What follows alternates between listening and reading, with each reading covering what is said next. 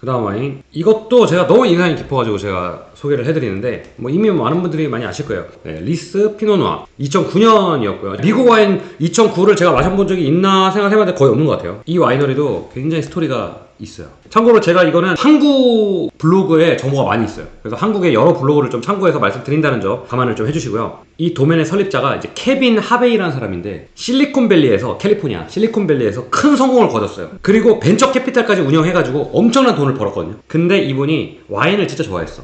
근데 무슨 와인을 좋아했을까요? 부르고뉴 와인을 좋아했습니다. 근데 그 부르고뉴 와인을 마시고 충격을 받은 거야.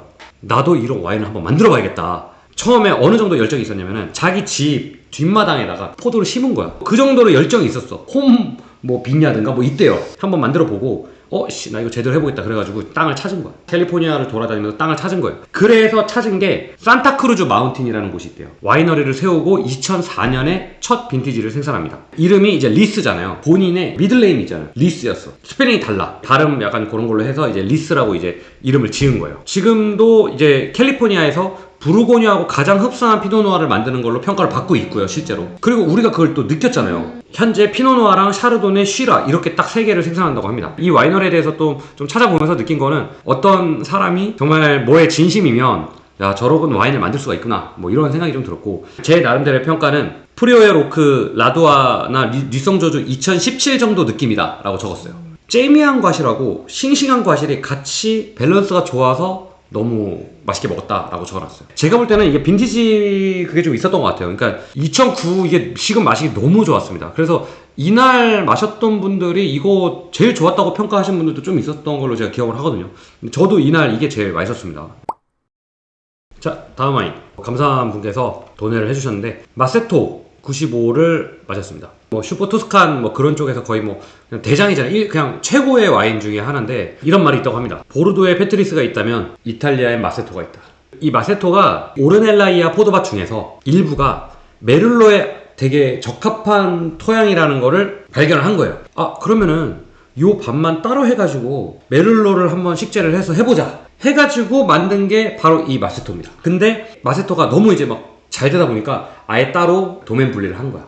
1986년에 테스트작이 나와요. 그리고 1987년에 본격적으로 상업화가 이제 됐어요. 첫 빈티지 때 아까 제가 그리스 와인 할 때 보르도의 양조학의 아버지 에밀 빼노라는 분이 얘기했죠. 그분하고 보르도에서 또 엄청 유명한 양조가 미셸 롤랑 이 두 분이 참여를 해가지고 또 유명해졌습니다. 컨설팅을 해줬다. 네. 그래가지고 등장하자마자 인기 폭발이었어요. 2001년에 와인 스펙테이터에서 100점을 받았대요. 그때 100점을 받아가지고 이제 떡상을 했습니다. MASSO, 마소가 이탈리아어로 바위라고 합니다. 그러니까 이쪽 토양이 약간 그런 좀 바위 뭐 이런 게 많은 뭐 그런 토양인가 봐요. 그래서 이제 마세토가 됐고 이제 얘네가 점점 유명해지면서 아까 얘기 드린 대로 오르넬라이아하고 분리를 해서 2012년부터 독립 운영을 이제 하고 있고요. 1년에 3만 병 생산을 합니다. 좀 재밌는 거는 마세토가 당연히 유명한 건 알죠. 이탈리아의 최고 와인이고 엄청 비싼 거 알고 있죠. 근데 정보는 제가 전혀 모르고 이제 마셨는데 제가 테이스팅 노트에 뭐라고 썼냐면 잘 익은 뽀무를 느낌이라고 썼습니다. 그 이유가 있어요.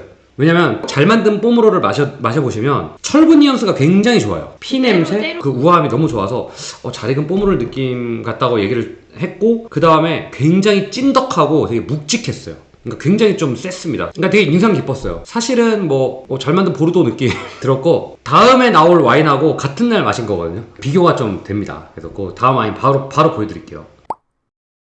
샤또 라투르 90년 빈티지입니다. 샤또 라투르는 제가 설명이 필요할까 싶은데 프랑스 와요에 샤또 라투르 방문기가 있습니다. 거기에 보시면 설명을 잘 해놨어요. 아주 그거를 아주 요약해서 그냥 설명드리면 매덕에 5대 샤또가 있잖아요. 그 5개 중에서도 급이 있습니다. 라투르 라피트를 그냥 압도적으로 더 1등급으로 쳐주는데 일단 샤또 라투르가 루이 15세 때부터 이미 유명했습니다. 300년 전부터 별명이 포도밭의 왕자. 그리고 우리나라랑도 관련이 있어요. 2000년에 남북 정상회담을 했어요. 1993년 라투르가 만찬주로 쓰였다고 합니다. 그리고 이건희 회장이 정경련 회장단한테 1982년 빈티지 그걸 선물로 줬다고 합니다. 재밌는 거는 이 라투르가 원래 세기르 가문이었어요. 짤롱 세기르. 근데 한 몇백 년 전에는 세기르 가문이 보르도 매독을 다 먹고 있었어요. 아, 진짜요? 라피트, 무똥, 라투르, 지금 깔롱 세기르 전부 다 세기르 가문권이었어요. 근데 이 세기르 가문이 몰락을 해. 그러면서 1962년에 영국에 있는 어떤 대기업한테 넘깁니다. 이 라투르를. 그때 프랑스가 난리가 났어요. 하필이면 영국에 넘기냐고. 영국이랑 프랑스 앙숙이잖아. 그랬다가 1993년에 지금의 이제 그 명품 브랜드 캐린그룹이 인수를 합니다. 당시 인수 금액이 1,500억. 라투로 같은 경우에 총 95헥타르고요. 까베르네 소비뇽 76%, 메를로 22%, 뿌띠베르도 2%. 근데 95헥타르 중에 라투로가 47헥타르, 그러니까 거의 절반이 라투로 생산하는 데 쓰입니다. 그 다음에 2007년도에 위조 방지 시스템을 최초로 도입해요. 또 최초가 뭐가 있냐면 보르도 와인 중에서 최초로 선물 거래를 안 해. 자기네들이 숙성을 한 다음에 시음 적기가 되면 출고를 합니다. 그래서 라투로 같은 경우에는 8에서 12년, 심지어 세컨 와인도 한 5년, 6년 있다가 출고를 합니다. 또 최초가 있어요. 1960년대에 보르도 최초로 스테인리스 통을 도입을 해요.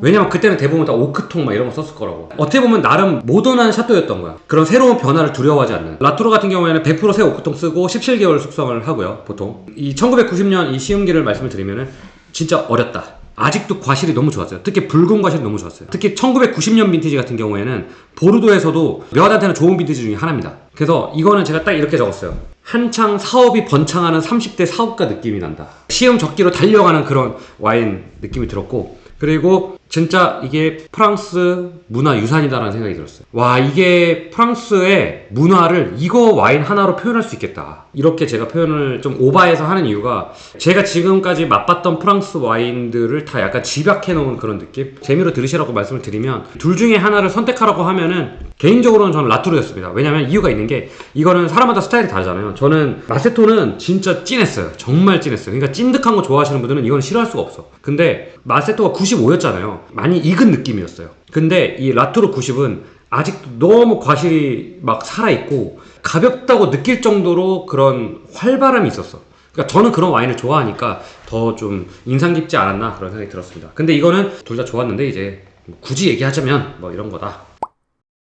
요거는 이제 얼마 전 와인입니다. 블라인드 테이스팅 한 거 올리신 거 봤나요? 소셜 릴스로 올렸던 건데, 도메인 이름이 제시카 리토 푸이피세 프리미에크리 슈글라 호슈라는 큐베고요. 2021년 빈티지입니다. 보신 분들은 아실 거예요. 제가 샤블리 프리미에크리 같다, 그 빠뚤루, 그 와인하고 너무 흡사한 거예요. 되게 비슷했었고 거의 내추럴 와인이라고 보시면 돼요. 이거는 제시카 리토라는 여성분인데 되게 젊어요. 근데 이분 같은 경우는 2018년도에 도메인을 만들었습니다. 2.1헥타르로 시작을 해가지고 지금은 5헥타르, 그러니까 얼마 안 돼요. 진짜 조그매요. 이분이 또 유명한 게 갸누바에서 일했습니다. 지금 현재 되게 뜨는 여성 이제 내추럴 와인 생산자인데, 제가 찾아보니까 이미 비싸더라고요. 찾기도 너무 힘들고 일단 없습니다.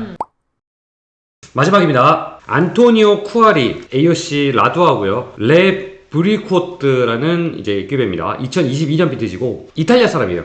근데 이분이 현재 프리오에 로크 양조 책임자예요. 대단한 사람이죠. 이분이 2017년부터 자료 찾는 데마다 좀 말이 달라. 포도를 사서 한 건지 자기가 그쪽에 포도밭을 쬐끔 산 건지는 내가 모르겠지만, 로크를 하면서 자기 것도 이제 조금씩 하기 시작한 거예요. 자기 남는 시간에 자기 거를. 그거를 로크에서 만든대요.